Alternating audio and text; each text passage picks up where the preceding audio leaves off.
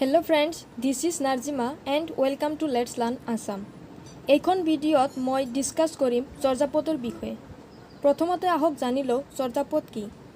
চৰ্যাপদ হৈছে অষ্টমৰ পৰা দ্বাদশ শতিকাৰ ভিতৰত ৰচিত মূলতঃ বৌদ্ধ ধৰ্মৰ সহজান পন্থাৰ ধৰ্মীয় সাধনাৰ গীত। চৰ্যাপদসমূহক অসমীয়া ভাষাৰ প্ৰথম লিখিত নিদৰ্শন হিচাপে ধৰা হয়। এইবোৰত প্ৰত্ন অসমীয়া ভাষাৰ স্পষ্ট নিদৰ্শন পোৱা যায়। বৰ্তমান সময়ত গৱেষণা অন্তত চৰ্যাপদসমূহ অসমীয়া ভাষাৰ উপৰিও বাংলা, উড়িয়া, হিন্দী, মৈথিলী আদি ভাষাৰো আদিকালৰ নিদৰ্শন বুলি প্ৰমাণিত হৈছে। খ্ৰীষ্টীয় 1907 কৰবাত 1904 বুলিও উল্লেখ আছে। চনত মহামহোপাধ্যায় হৰপ্ৰসাদ শাস্ত্ৰীয়ে নেপালৰ ৰাজ দৰবাৰৰ গ্ৰন্থাগাৰৰ পৰা উদ্ধাৰ কৰা চৰ্যাচৰ্য বিনিশ্চয়ৰ লগত আন 3খন পুথি একেলগ কৰি 1916 চনত হাজাৰ বছৰেৰ পুৰাণ বাংলা ভাষাৰ বৌদ্ধ গান ও দোহা নামেৰে প্ৰকাশ কৰে। কিতাপখনৰ প্ৰকাশক আছিল বংগীয় সাহিত্য পৰিষদ। শাস্ত্ৰীয়ে চৰ্যাপদৰ সৈতে উদ্ধাৰ কৰা আন 3খন গ্ৰন্থ আছিল হৰব্ৰজৰ দোহাকোষ, কৃষ্ণাচাৰ্যৰ দোহাকোষ আৰু ডাকাৰ্ণৱ। উল্লেখযোগ্য যে হৰপ্ৰসাদ শাস্ত্ৰীয়ে পোৱা চৰ্যাচৰ্য বিনিশ্চয় পুথিখন আচাৰ্য মুনিদত্তই লিখা এখন টীকা পুথিহে আছিল। এইখন মূল পুথি নাছিল। চৰ্যাপদসমূহৰ ভাষাৰ ৰহস্যময়ী ৰূপলৈ লক্ষ্য ৰাখি এই ভাষাক সন্ধ্যা ভাষা বা আলু আধাৰী ভাষা বুলিও অভিহিত কৰা হয়। চৰ্যাগীতৰ তিব্বতী অনুবাদৰ প্ৰথম সন্ধান লাভ কৰিছিল ডক্টৰ সুনীতি কুমাৰ চট্টোপাধ্যায়ে।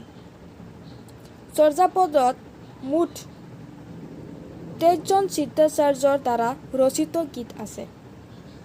তেওঁলোকৰ নামবোৰ হ'ল কাহ্নপাত, কাহ্নপাতত আছে 13টা চৰ্যা, ভুমুকপাত, ভুমুকপাতত আছে 8টা চৰ্যা, সৰহপাতত আছে 4টা চৰ্যা, কুকুৰিপাতত আছে 3টা চৰ্যা, লুইপাত, সবৰপাত, শান্তিপাত এওঁলোকৰ 2টাকৈ চৰ্যা, বিষয়াপাত,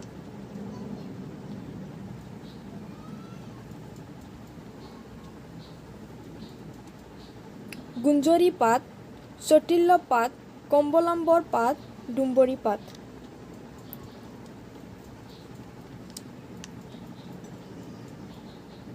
মহিধৰ পাত, বীণা পাত, আৰ্যদেৱ পাত, তেন্তন পাত, ধাৰিক পাত, ভাদে পাত, তাৰক পাত, কংকন পাত, জয়নন্দী পাত, ধাম পাত, তন্ত্ৰী পাত এওঁলোকৰ এটাকৈ চৰ্যা। চৰ্যাপদসমূহ বৌদ্ধ ধৰ্মৰ সহজান পন্থাৰ সৈতে জড়িত। চৰ্যাপদসমূহৰ মূল বিষয়বস্তু হ'ল বৌদ্ধ ধৰ্মৰ গুৰ তত্ত্ব। চৰ্যাপদসমূহৰ ৰচনাৰ সময়ছোৱাত কামৰূপত পাল আৰু হাল স্তম্ভ বংশৰ ৰজাসকলে ৰাজত্ব কৰিছিল।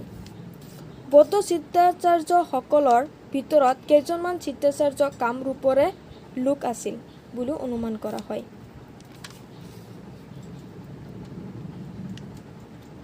মূল চৰ্যাগীতি সংগ্ৰহ পুথিখনৰ নাম হ'ল চৰ্যাগীতি কোষ।